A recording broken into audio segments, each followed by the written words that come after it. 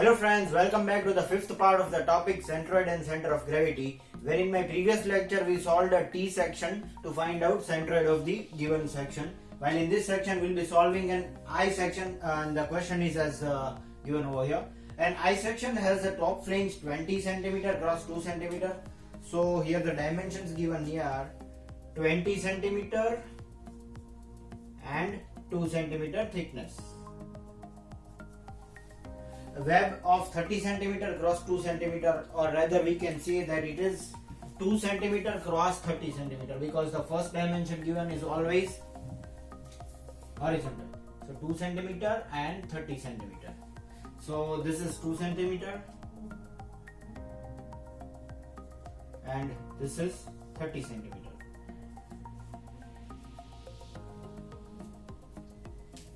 And the bottom flange 40 cm cross 4 cm. So we can see that this is 40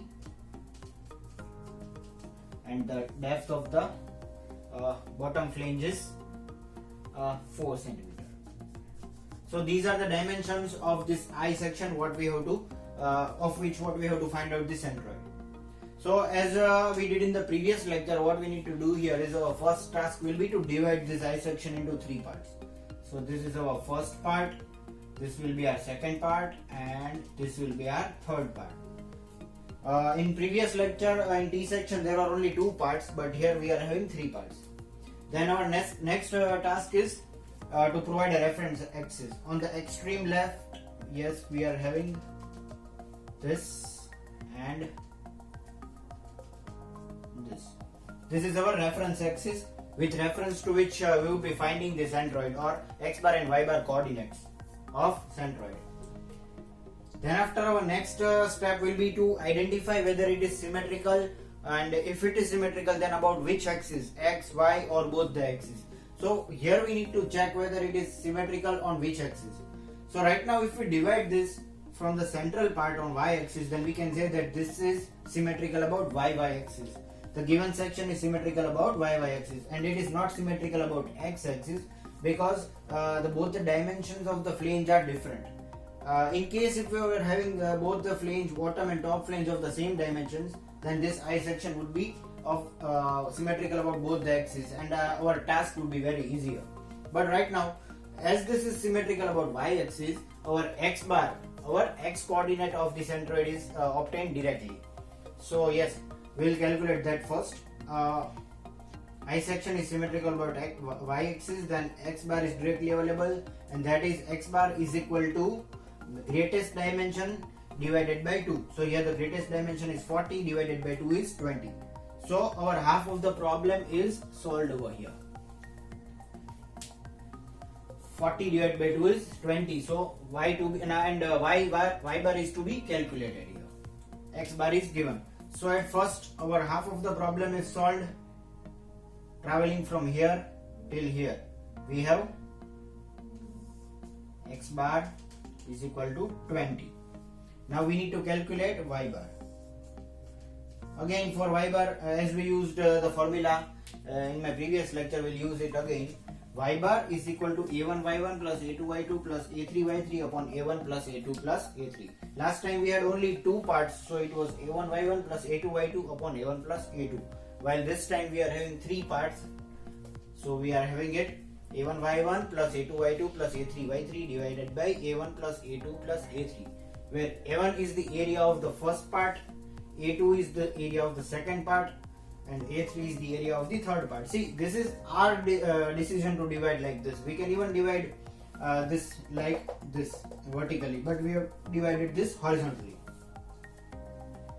Now in order to find the area of first part, that is a1, we are having 20 into 2, that is here. For part 1, part 2, part 3 we have divided it.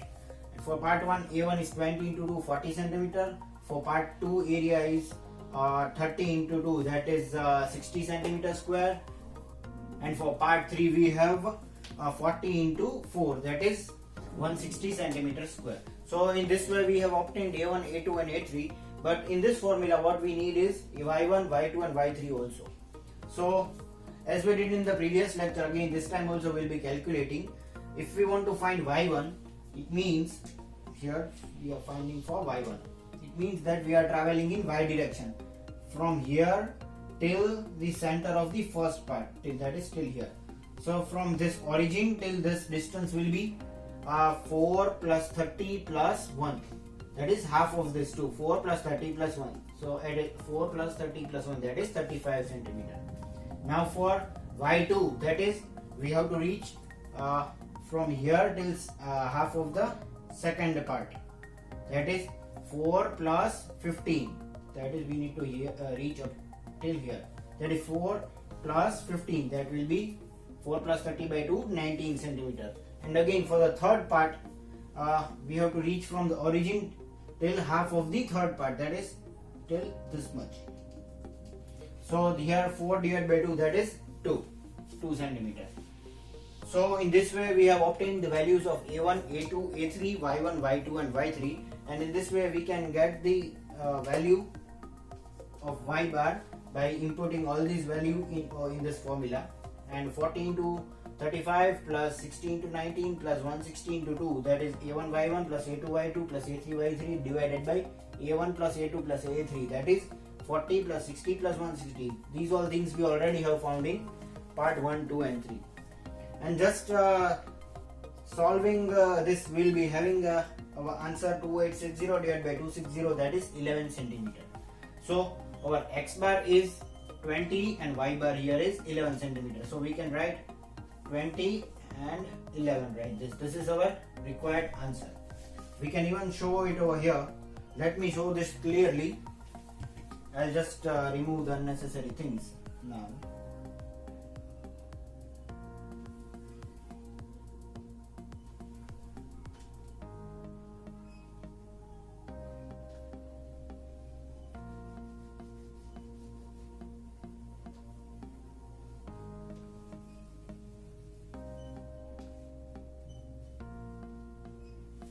Okay, so our x bar is 20. Suppose our centroid is over here, then our y bar will be 11 centimeter. 11 centimeter. In this way, we can show centroid as G and coordinates 20, 11. This is our required answer. So friends, this is how we can calculate the centroid of any I section of any particular dimensions. Again repeating, in this time we were having a different dimension in the flanges, or else we would have directly obtained the value of x bar also, as we the y bar also, as we obtained the value of x bar. But we were having different dimensions, so we need to calculate y bar, as it is symmetrical only about y bar, y axis. So friends, this is all for today. Wait for the next numerical, and thank you for watching.